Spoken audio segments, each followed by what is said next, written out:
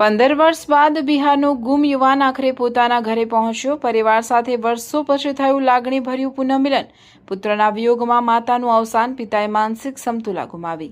બિહારના મુઝફ્ફરપુર જિલ્લાના પીપરાડા ગામનો સંજય રામ માત્ર 15 વર્ષની ઉંમરે ઘરેથી ગુમ થઈ ગયો હતો। પરિવારજનોએ વર્ષો સુધી તેની સતત શોધખોળ કરી હતી, પરંતુ તેનો કોઈ અતોપતો મળ્યો ન હતો।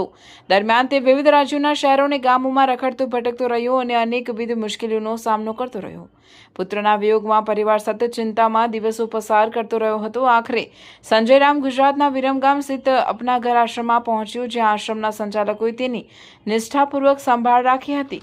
ત્યારબાદ જિલ્લા કાનૂની સેવા સત્તા મંડળ ભુજના પેરાલીગલ વોલેન્ટિયર પ્રબુદ્ધ મુનવરના માર્ગદર્શન હેઠળ માનવ જ્યોતના સામાજિક કાર્યકર રીતુબેન વર્માએ અપના ઘર આશ્રમની મુલાકાત દરમિયાન સંજય રામને ભુજ લાવી શ્રી રામદેવ સેવાશ્રમ પાલાડા કચ્છ ખાતે આશ્રય આપ્યો હતો।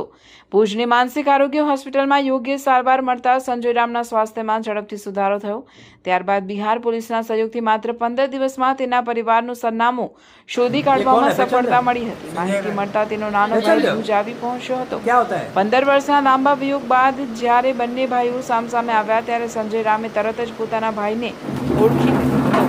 બંને ભાઈઓ એકબીજાને ભેટી પડતા ત્યાં હાજર સૌની આંખો ભીની થઈ ગઈ હતી। વર્ષો પછીનું આ મિલન અત્યંત લાગણીસભર બની રહ્યું હતું। સંજય રામના ભાઈએ જણાવ્યું હતું કે પુત્ર ગુમ થયા બાદ તેની ચિંતામાં માતાનું અવસાન થઈ ગયું હતું, જ્યારે સતત આઘાત અને વેદનાના કારણે પિતાએ માનસિક સમતુલા ગુમાવી દીધી હતી।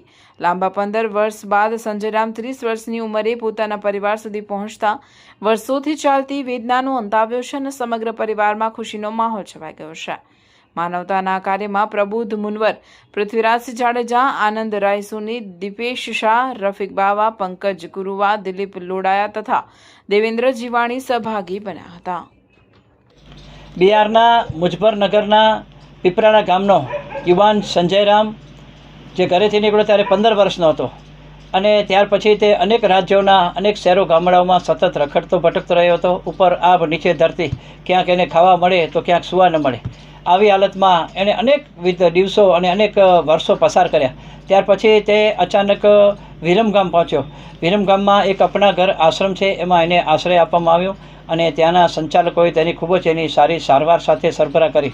ત્યાર પછી અમારા માનવજ્યોત સંસ્થા ભુજ સંચાલિત અમારો જે આશ્રમ છે રામદેવ સેવાશ્રમ, એના અમારા સામાજિક કાર્યકર રીતુબેન વર્મા, જેઓ વિરમગામ આશ્રમની મુલાકાતે ગયા ત્યારે આ યુવાનને સાથે તેડી આવ્યા। માત્ર 10-15 દિવસની અંદર એની પાસેથી જે માહિતી મળી એના આધારે બિહાર પોલીસનો સંપર્ક કરી અમારા આશ્રમના સામાજિક કાર્યકર રીતુબેન વર્માએ એનું ઘર અને પરિવાર શોધી કાઢ્યા।